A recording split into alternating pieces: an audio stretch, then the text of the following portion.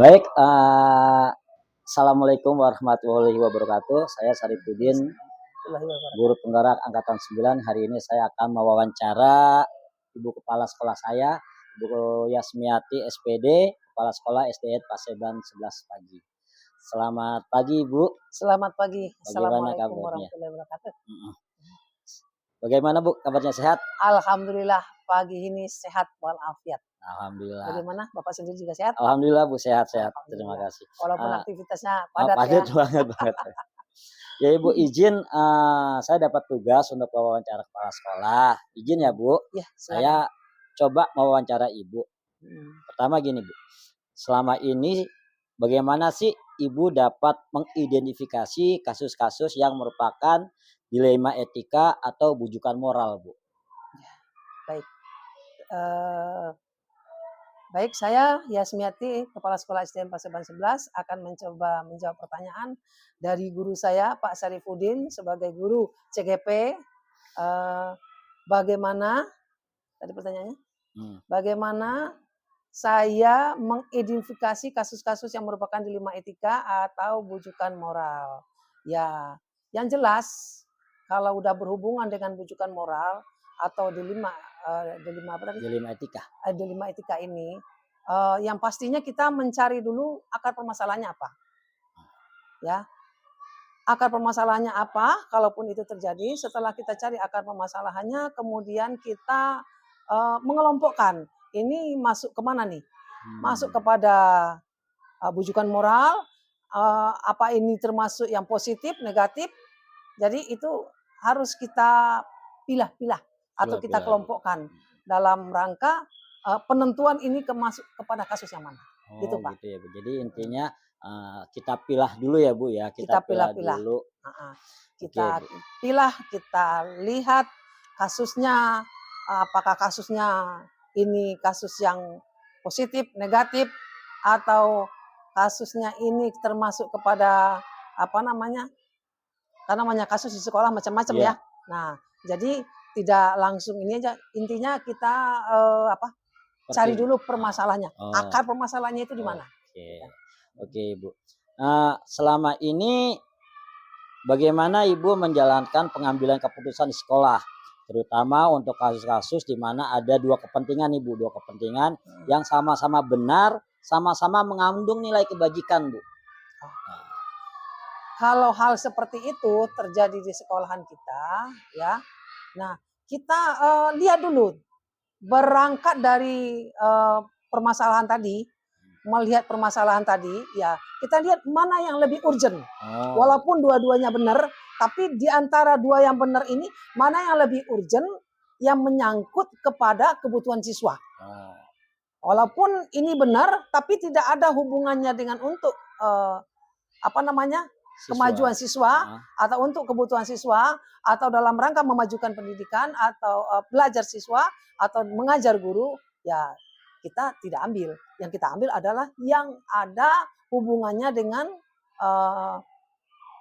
pembelajaran di sekolah, yang lebih urgent, yang lebih penting yang ada dampaknya kepada siswa. Jadi intinya yang lebih penting itu yang mana gitu? Itu yang lebih penting, walaupun dua-duanya benar, tapi yang lebih berdampak kepada siswa dan guru, warga sekolah, itu yang lebih kita utamakan. Oke, baik, Bu. Langkah-langkah atau prosedur seperti apa yang biasa Ibu lakukan selama ini, Bu? Langkah-langkahnya, Bu. Dalam mengambil keputusan tadi. Langkah-langkahnya, jika ada kasus seperti itu, ya terutama kita identifikasi masalah, jelas. Identifikasi masalah. Yang kedua, kalaupun terjadi hal-hal yang seperti itu, terutama kepada murid nih, ada kasus. Ya, kasus seperti itu tidak bisa diselesaikan oleh guru, otomatis kan guru dulu yang menyelesaikan. Kalau guru tidak bisa menyelesaikan, otomatis guru kan larinya ke kepala sekolah. Kepala sekolah menyelesaikannya, kalau misalkan dari kepala sekolah juga mendekati siswanya atau panggil siswanya juga masih buntu, kita nanti akan melakukan pendekatan kepada orang tua. Kalau sudah kita lakukan itu semua, insya Allah nanti kalau masih urusan anak-anak ini akan dimudahkan jalannya. Amin, Bu. Oke, Ibu. Nah, hal-hal apa yang selama ini Ibu lakukan yang Ibu anggap efektif nih dalam pengambilan keputusan pada kasus-kasus dilema etika, Bu? Kalau kasus dilema etika, kita ini di sekolah adalah tim ya. Jadi kepala sekolah itu nggak bisa bekerja sendiri. Jadi apapun itu kasus, baik kasus positif ataupun negatif, ya kepala sekolah nggak bisa melakukan itu secara sendirian.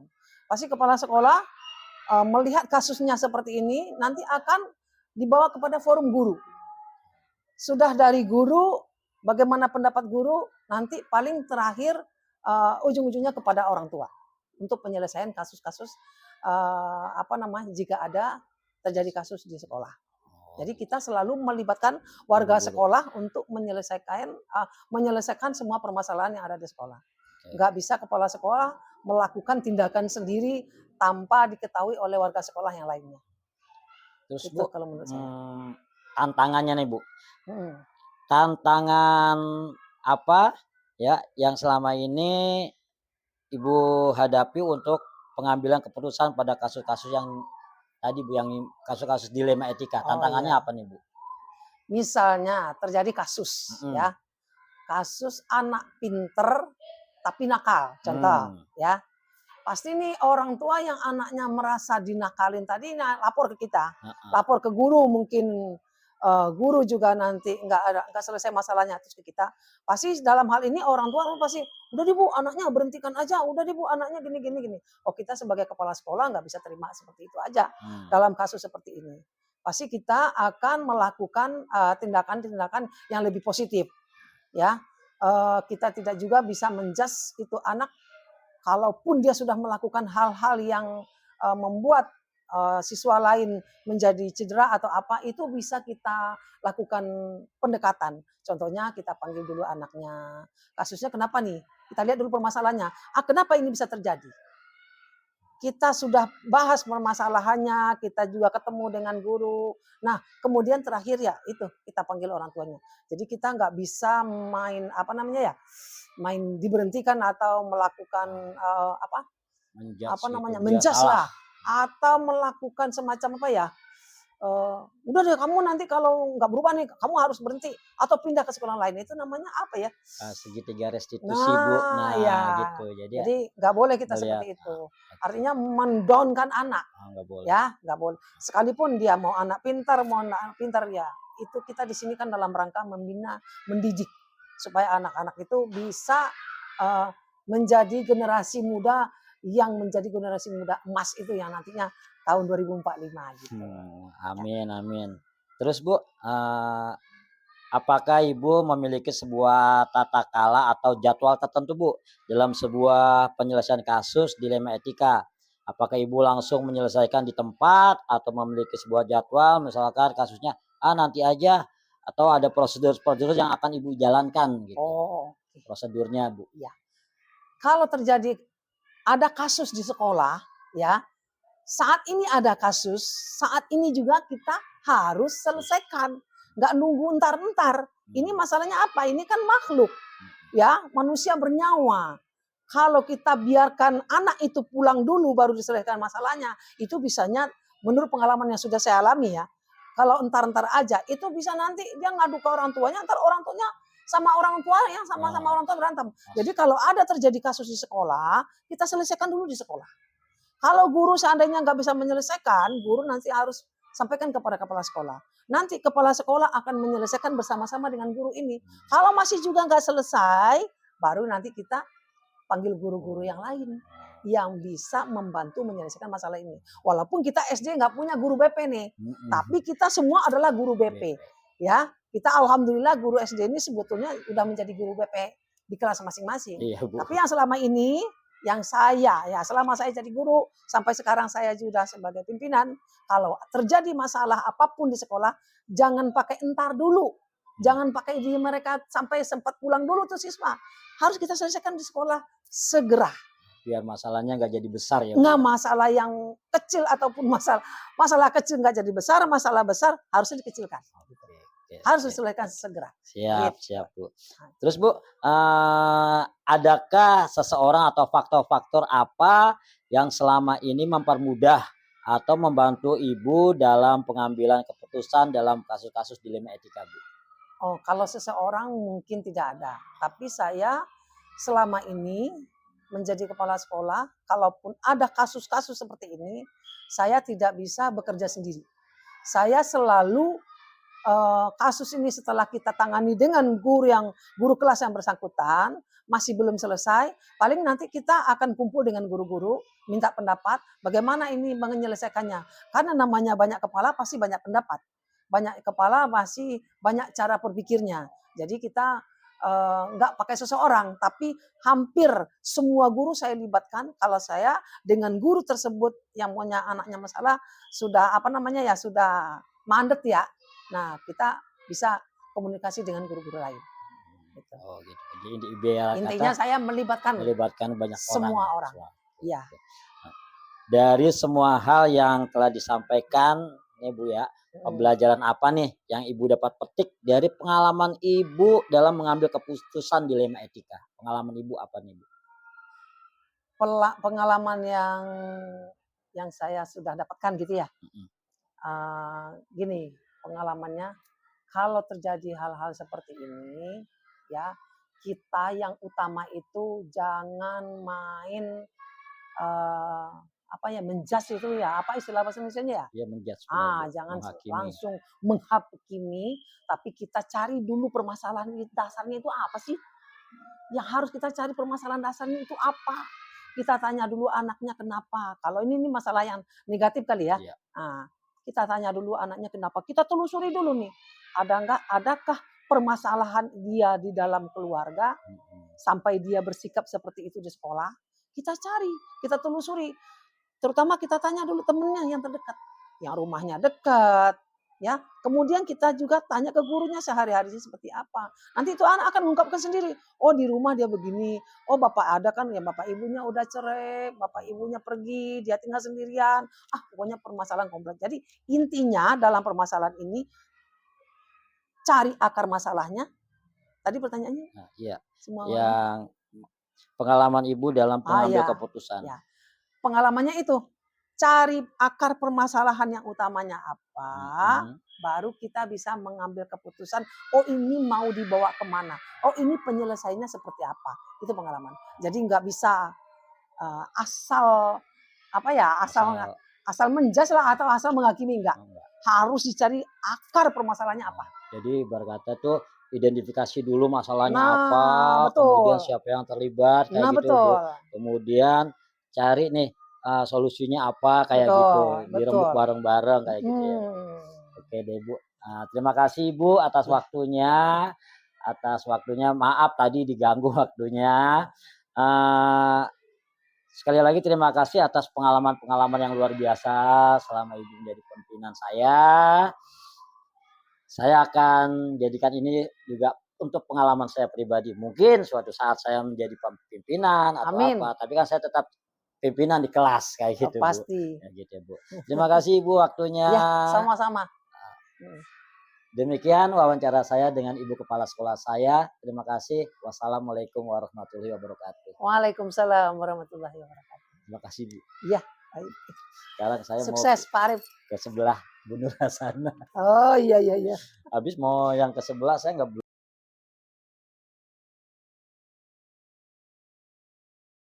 Ya. Bismillahirrahmanirrahim. Assalamualaikum warahmatullahi wabarakatuh. Perkenalkan saya Sarifudin, calon guru penggerak angkatan 9. Kali ini saya akan wawancarai Kepala Sekolah SD Negeri Pasiban 07 Pagi, Ibu Nur Hasanah. Selamat pagi, Bu. Pagi. Sehat, Bu? Alhamdulillah. Izin, Bu. Sebelumnya saya dapat tugas untuk wawancara 2-3 kepala sekolah. Nah, kebetulan Ibu yang sekolahnya paling dekat sama saya. Saya izin wawancara Ibu ya, Bu ya. Ya, siap. Pertama gini, Bu. Nah, selama ini gimana sih Ibu dapat mengidentifikasi kasus-kasus yang merupakan dilema etika atau bujukan moral, Bu? Gimana, Bu? Iya. Sebelumnya terima kasih Pak Arif yang sudah mempercayai Ibu nih untuk diwawancara. Ya, menurut Ibu ya dilema etika. Dilema itu kan kalau dilema kan berarti kan sebuah pilihan yang sulit kan, yang sulit antara benar dan benar atau salah dan salah. Jadi menjadi dilema bagi Ibu. Kalau untuk yang apa tadi untuk bujukan moral itu ya antara benar dan salah dalam mengambil keputusan, itu pasti nanti ada pertimbangannya lagi, ada dari segi moralnya apa yang harus kita fokuskan atau bagaimana seperti itu. Kira-kira seperti itu. Oh gitu ya Bu.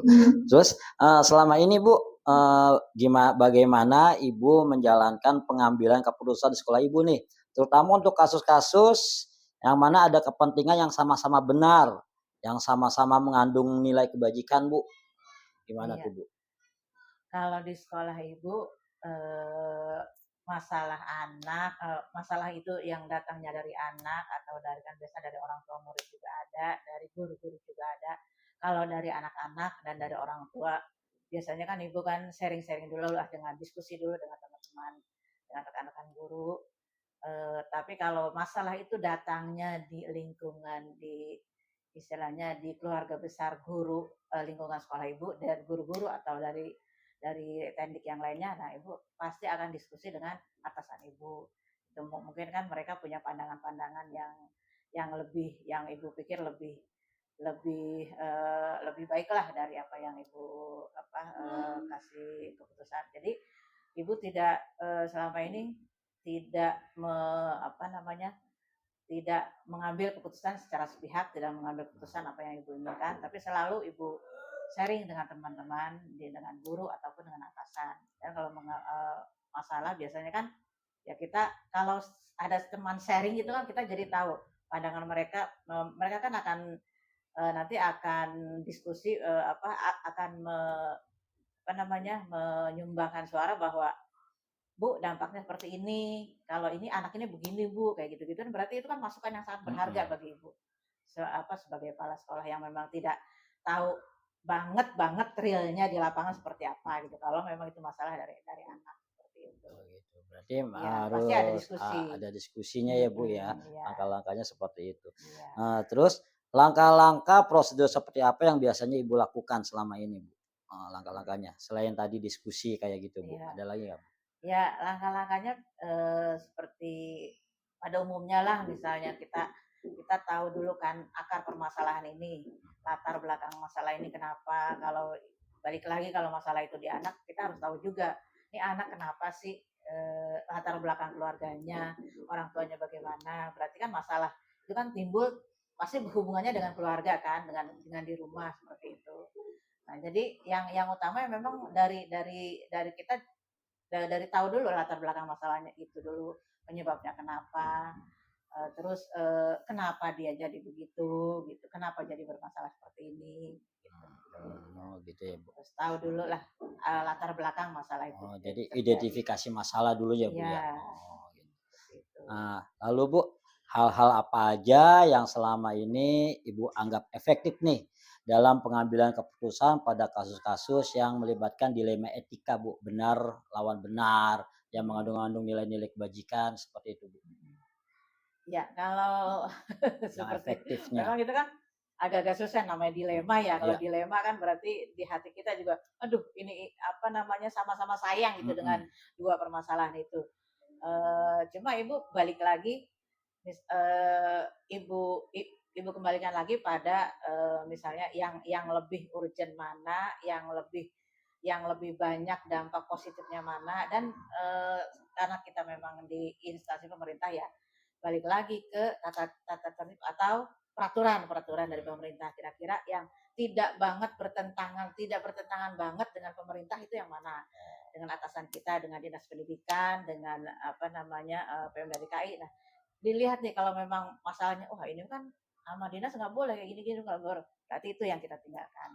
Jangan mementingkan ke egoisme, kepentingan saya, kepentingan pribadi, kepentingan sekolah gitu, tapi tetap kita utamakan, dilihat lagi mana yang menguntungkan, mana yang merugikan, dan tapi balik lagi sesuai peraturan apa tidak gitu. Tetap patokannya atasan kita, gitu. peraturan atasan. Jadi ada uji-ujinya kayak gitu Iya, ya Bu, uji itu. legalitas, uji Kayak institusi gitu. segala macam ya Bu ya. Iya. Oh gitu ya Bu. Satu lagi Bu, hal-hal apa yang selama ini jadi tantangan Ibu dalam pengambilan keputusan dalam kasus-kasus yang seperti tadi Bu? Iya. Tantangannya kalau bagi ibu ya balik lagi, ibu kan perempuan, Mhm, perempuan kan biasanya pakai hati nih, mhm, pakai hati. Nah kadang ibu suka tergoda gitu juga, aduh iya ya kasihan ya, ini anak kasihan misalnya ke guru juga yang harusnya ibu megang teguh nih, ini nggak boleh begini, nggak boleh begini, tapi balik lagi, ya Allah itu anak kasihan gitu. Jadi mungkin tantangannya hati nurani ibu yang mhm. masih agak lemah gitu. Cuma ya dengan niat ibu, tekad ibu untuk menegakkan peraturan yang benar harus benar ya itu harus ibu kesampingkan gitu. Iya, Tapi tantangannya itulah hati mhm. nurani itulah. Tantangannya kebenaran lawan kasihan ya Nah, Bu ya. kayak gitu, seperti itu. Terus apa aja apa Ibu memiliki sebuah tata kala Bu atau jadwal tertentu dalam sebuah penyelesaian kasus dilema etika, memiliki sebuah jadwal untuk menyelesaikannya atau bentuk prosedur atau seperti apa? Misalkan ada satu kasus, apa Ibu penyelesaiannya nanti aja dulu gitu atau gimana Bu? Kalau kasus biasanya yang datang ke ibu atau yang datang ke ibu langsung atau dari guru yang memang kan kadang ada kan orang tua langsung ke ibu Mhm, atau ibu dapat aduan dari guru kayak gitu. Itu insya Allah selagi ibu memang ada di sekolah pasti akan ibu langsung selesaikan. Kalau ibu seperti itu. Jadi ibu memang tidak yang penting ibu buka dulu, ibu buka omongan dulu dengan orang tua. Misalnya memang ada beberapa kali tuh orang tua datang ke kantor ya, datang ke kantor mengadukan masalahnya, masalah itu. Nah pasti kan ibu tampung mhm, ibu dengarkan apa masalahnya segala macam. Kalau memang ibu bisa putuskan langsung, ibu putuskan. Tapi kalau misalnya perlu pertimbangan teman-teman guru, biasanya kan masalah kan macam-macam mhm, ya.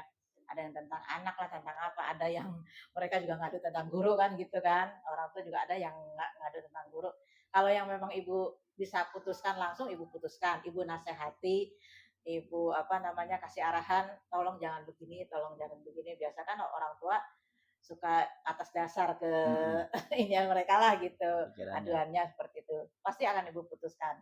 Tapi kalau misalnya ada hal-hal yang ibu harus minta ke pendapat dari teman-teman guru, ibu kasih waktu, saya akan ke guru-guru dulu, akan diskusi dulu, nanti putusannya secepatnya akan saya langsung infokan ke bapak ibu orang tua itu. Jadi ibu tidak terbiasa menunda-nunda Masalah. nanti aja segala macam. Kalau ibu standby kebetulan tidak kemana-mana pasti akan ibu tangani langsung gitu. Insya Allah seperti itu. Oh, jadi Gitu. tergantung masalahnya ya Iya, Bu, kalau memang bisa langsung bisa langsung diputuskan, putuskan, langsung putuskan, diputuskan. kalau ditunda berarti harus Harus ada berdiskusi dengan diskusi dulu, iya, dengan guru atau bisa juga dengan atasan biasanya begitu. oh, Nanti saya tanya atasan dulu, atasan saya dulu ya, bisa apa tidak seperti ini, biasanya gitu. gitu. Lalu Bu, apakah ada nih seseorang atau faktor-faktor apa yang selama ini mempermudah atau membantu Ibu dalam pengambilan keputusan dalam kasus-kasus seperti tadi Bu? Iya, kalau yang membantu ibu ya pasti teman-teman guru, Mhm, rekan-rekan guru, ya keluarga besar di sini.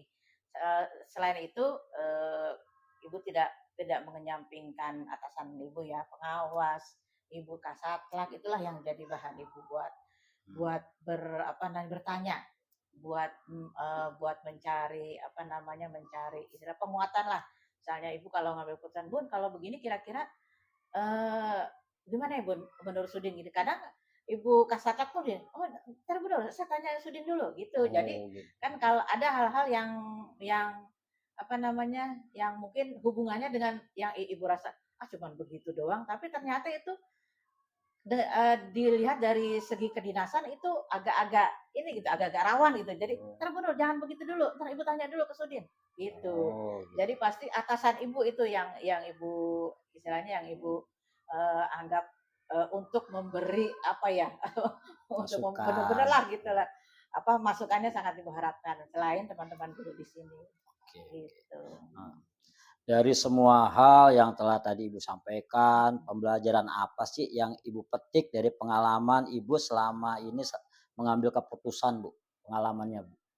Iya, pengalamannya banyak ya karena misalnya udah ya lumayan Ibu udah jadi pimpinan udah 7 tahunan, jadi sudah banyak kan masalah yang masuk ke Ibu gitu. Jadi Ibu sudah sering mendengar masalah orang tua begini, masalah murid begini, masalah guru begini. Eh, Kadang ada beberapa hal yang ibu agak-agak apa namanya yang menjadi poin penting ibu kayaknya ada satu hal yang kurang yang agak mungkin dianggap yang lain kurang apa Baik. namanya kurang kurang penting atau bagaimana itu masalah komunikasi. Kadang ibu pernah beberapa kasus itu masalah orang tua ke guru gitu ya misalnya orang tua ngadu ke ibu tentang bu guru ini gini gini segala macam setelah ibu telaah gitu kayaknya nih komunikasi nih yang kurang nih gitu jadi mungkin pembelajaran yang terpenting itu pentingnya komunikasi yang baik eh, tentu saja komunikasinya baik ya Pak Arif ya. Jadi bukan komunikasi yang asal jeplak ya misalnya ntar di medsos gimana gimana segala macam itu ibu memang sering ke orang tua ibu-ibu kalau ada apa-apa tolong komunikasikan langsung ke saya ibu selalu ngomong gitu jangan keluar-keluar di depan ya di luar ya Bu jangan keluar-keluar di medsos ya Bu ibu selalu begitu jadi yang terpenting komunikasi komunikasinya pun komunikasi yang baik jadi gitu jadi insya Allah ibu akan mendengarkan komunikasi itu menjalankan komunikasi dengan baik yang penting kalau ada komunikasi yang baik kan jadi tidak ada dusta di antara kita Iya. jadi kita saling terbuka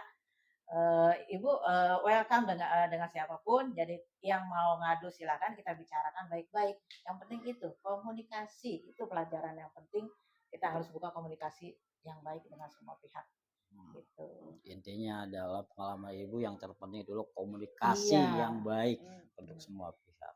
Oke, ya Ibu. gitu Sepertinya cukup wawancara saya hari ini, Bu. Terima oh iya kasih, Ibu, atas waktunya.